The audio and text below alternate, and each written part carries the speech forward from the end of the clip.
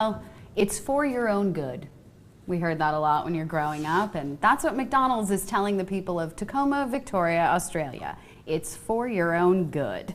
It's justification for suing the protesters of a proposed McDonald's 24-hour drive-thru. With a population of just over 2,000, the town has managed 100,000 signatures to fight the building of a 24-hour drive-thru McDonald's near an elementary school, citing it is a giant advertisement for unhealthy food choices to their youngest citizens.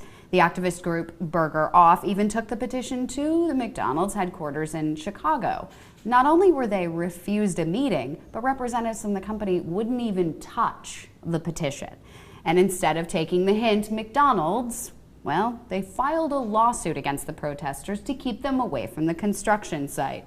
So remember, safety first, kids, as long as there's a McDouble. The plan was opposed by, like we said, 90% of residents, but instead of respecting their wishes, McDonald's has sort of appealed the decision, and now that's how they're sort of using their bullying and huge financial power to just shove themselves into a situation that nobody wants them in.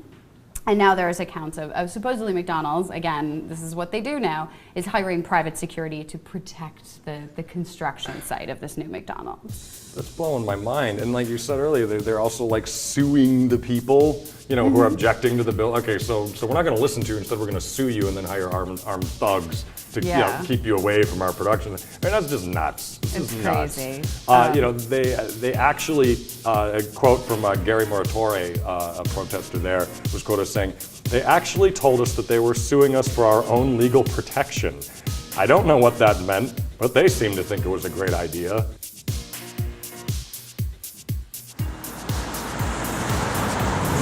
And this is like one of my favorite shows. If you eat at McDonald's, I don't know what to say anymore, okay? So we've got clips coming up. I'm Darren Howard. I'm Robert Nisbet. This is Radio Free in Canada in front of the corporate food chain. The McDonald's of coffee. And, of course, the McDonald's of McDonald's. Check this clip out. It's disturbing undercover video, reportedly taken at 2 Alberta farms. Our investigator documented thousands of egg-laying hens crammed inside tiny wire battery cages. First revealed on the investigative TV show W5. This chick was found on the manure belt. Her feet and beak are covered in feces. And Mercy for Animals Canada claims the 2 farms in question supply eggs for McDonald's Canada. McDonald's Canada has both the power and the social responsibility to ensure that eggs sold in their Egg McMuffins are not the product of egregious animal abuse. In a statement, McDonald's Canada insists it does not get any eggs from the farms mentioned in the W5 special, nor does it get any eggs from farms in Alberta. It says abuse is never tolerated in its supply chain, and it has strict policies in place its suppliers must follow. And now the farm which does supply eggs to McDonald's says it won't buy from the 2 farms in the video, pending a full investigation. Egg Farmers of Canada says it's shocked by the footage it's seen, but argues it's not endemic. We are actually investigating the video, and if in fact we find that this activity did take place on that farm, we collectively as the egg industry will fix it. Mercy for Animals says it does want government to regulate the industry, but is first aiming at the big fast food chain, and hoping other restaurants will also pay attention. Dan Burrett, CBC News, Vancouver. So that kind of turned my stomach. I know. If you eat at fast food, please don't, okay? And find local people to buy your food with, because you're actually helping a sustainable economy when you do. Yeah, support your local farmer. And if you're not convinced, we have one more clip on McNuggets. And yeah, you may want to look away from this one. Yeah, don't feed your kids McNuggets. We've also got another quick clip on processed food, so check this out. A recent study found out what's really inside those chicken nuggets. Yeah, turns out it's not all chicken. Researchers at the University of Mississippi took it upon themselves to figure out what exactly was in the popular fast food item and tested 2 nuggets from 2 different national fast food chains. The results were published online in the American Journal of Medicine and appropriately titled "The Autopsy of Chicken Nuggets Reads Chicken Little." Why? Because, as it turns out, there's very little chicken in chicken nuggets. They found the nuggets contained 50% or less of actual chicken meat. The rest was a mix of, brace yourself, fat, blood vessels, nerves, cartilage, and even pieces of bone. Sounds delicious. Not really. A doctor involved in the study told KFVS this isn't an attack on the food industry, but rather a way to encourage people to be more aware of what they're eating. There's all kinds of random stuff in there that is not chicken meat. The problem is that it gets adulterated. But this recent find isn't exactly surprising many people. The media has remained skeptical of meat ingredients for some time. Several reports circled about the infamous pink slime that was basically like a paste some businesses used to make chicken and beef products. The concern was that the paste was exposed to ammonia in order to eliminate harmful bacteria, a method not everyone was on board with. But not all nuggets are created equal. Restaurants are required to post nutritional information about their foods, and some fast food chains do claim to use 100% breast meat chicken. The researchers chose not to reveal which fast food chains they tested the chicken from, but it's safe to say we'll probably think twice before ordering those again. For Newsy, I'm Logan Tittle. Processed meat, Bobby, is a scary thing. And that's not to mention what else they put in it to preserve it. They actually put a color fixer chemical in the processed meat to turn it red so that you'll buy it. So it's not just naturally red because No. it came from the inside of a cow. They're putting colored dye and... It's not dye. It's a chemical that is a preservative and a color fixer, and it turns the meat red. Otherwise, the meat would look putrid gray. Americans want quick, cheap, convenient food, and if you look at the ingredients list on something like this, it's actually kind of scary. It starts off with high fructose corn syrup, and then the bologna is made from mechanically separated chicken and pork and corn syrup and modified food starch. So chicken, pork, and syrup. Yum. I'm hungry too, Dave. Let's grab a burger. If you go buy a piece of processed meat, like sandwich meat, for example, at the grocery store, it may have been on that shelf for 3 or 4 weeks. It should be gray. People wouldn't buy it. They'd be sickened by it. So they use a chemical called sodium nitrite or sodium nitrate. This chemical, the USDA tried to ban this chemical in the 1970s. They were unsuccessful because of food industry lobbyists. It's still legal, and by the way, it causes cancer. It is such a powerful carcinogenic chemical that it belongs to a class of chemicals called nitrosamines that lab researchers actually inject into mice when they want to give them cancer so they can study the cancer. What's the name of this? Sodium nitrite or sodium nitrate. It's listed right on the label, Bobby. So we can look at lunch meat and we can tell if it's on there or not. Yeah, so they're eating cancer. So, eating processed meats is like eating cancer, according to Mike Ranger, the health ranger. Yes, so...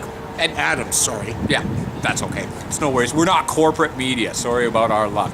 Make sure you check our facts too, okay? Talk about nutrition. See about the fact that you've got like 16 teaspoons of sugar in every Coke that you're feeding your kid. No wonder diabetes and obesity is on the rise. Yeah, I know. It's kind of ironic when they say that. We're fighting for diabetes. Buy a Happy Meal. Yeah. Okay, so... But anyway, corporations take great efforts to make their food more addictive. Yes. And you check out the science behind it. Watch this clip. And we've got a quick clip on fast food workers who are just a little fed up. Check this out. What makes the U.S. one of the most overweight nations among developed countries? Well, food activists say it's all about addiction maintained by a subtle system of technological and marketing tricks by food corporations. Marina Podnaya looks into what's feeding America's food habit. It's the richest country on earth, where banks can't fail and waistlines can't stop expanding. With 1 out of every 3 adults clinically obese and 40% of children officially overweight, experts say food has become a drug, engineered, cooked, and marketed by an industry banking on addiction. Scientists and food industry whistleblowers say big food companies engineer processed foods and beverages with ingredients that pique the taste buds while tricking the brain to think you're still hungry, causing you to eat more. But in a country where diabetes, high cholesterol, high blood pressure, and heart disease are becoming all too common among millions of children and adolescents, why don't food corporations create healthier recipes? In one word, I would say greed. We obviously are putting money above public health. Another major profit-generating ingredient for big food is marketing. In the U.S., there's virtually no regulation of food and drink advertising, even when it targets children. Oh, Bloomberg's not around, our big old safe. And soda lovers like VP wannabe Sarah Palin have celebrated the fact that Americans can continue consuming an alarming amount of high-fructose corn syrup and empty calories in one giant cup. Not sure if Ms. Palin knows about the medical warnings indicating that if the country's health trend continues at its current pace, nearly half of all Americans will be obese by 2030. Marina Portnaya, RT, New York. My name is Shanita Simon. I work at KFC in Brooklyn, and I make $8 an hour. My name is Pamela Powell. I work at Great Reps, and I make $9 an hour. Tale of two people, but one story. Pamela and Shanita are just two of the 3 million workers living on a fast food wage. Should I pay my light bill? Should I pay my gas? Yeah, I never can pay it all at once. Pamela loves her job. Fries, fries, fries. But says she has to prioritize. How do you make ends meet? Let's say you go to the grocery store. I mean, We have to sacrifice. Either my husband eats today and I eat tomorrow, or, just to make sure my kids eat. Pamela and Shanita both work less than 40 hours a week. Neither of them get benefits. Because of that struggle, fast food workers across the country are taking to the streets. In July, there were strikes in 7 cities, including Chicago, New York, and St. Louis. And they're spreading. The average fast food worker makes just under $19,000 a year. The government's poverty threshold for a family of 4, $23,000. The National Restaurant Association tells us these jobs teach invaluable skills and a strong work ethic that are useful for workers throughout their professional careers.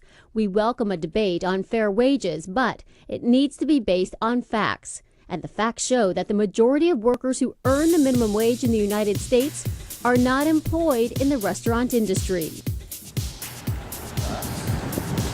So, fast food workers are living below the poverty line. And everybody knows that it's just a poverty employer. If you're a fast food poverty employer, think about what you're doing. At any rate, I continue to be Darren Howard. And I continue to be Robert Nisbet. We've got great specials and documentaries coming up, and we really want you to take a look at the fact that if we didn't have these poverty-developing fast food franchises, we wouldn't have so much poverty, because an actual paying employer would be in the place making the money and making you your fries.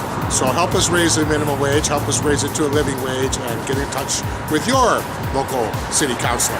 Yes, because remember, one of our city councilors supports poverty employers every year and goes and hands out hamburgers there. I'm Darren Howard. I'm Robert Nisbet. We'll be back. Since 1971, when President Nixon took the United States off what was left of the gold standard, the world has operated under a system of money called fiat. The dollar, the pound, the euro are all government fiat currencies. Fiat is a Latin word meaning let it be so.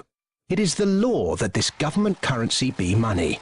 Indeed, without that legal enforcement, and the fact that we must pay taxes in this money, that dollar bill or that computer digit that represents a dollar would be pretty much meaningless. Only the government has the power to issue fiat money, but banks can create it through lending. If somebody wants to borrow $10, a bank can create it from nowhere and lend it. It can then charge interest. Banks also create money by lending against an asset, such as a house. They're given the deeds to the house, and they create the money out of nowhere and lend it, at interest, of course. But who benefits? Of course, those that have the power to issue money, governments and banks. They haven't had to do anything productive, they just create money. However money is created, be it through lending, fractional reserve banking, financial bailouts, or old-fashioned money printing, banks are always at or near the top of the money-issuing pyramid. In reality, this process of creating money only redistributes wealth from the bottom to the top of the pyramid. And thus that ever-increasing gulf between rich and poor gets bigger and bigger and bigger.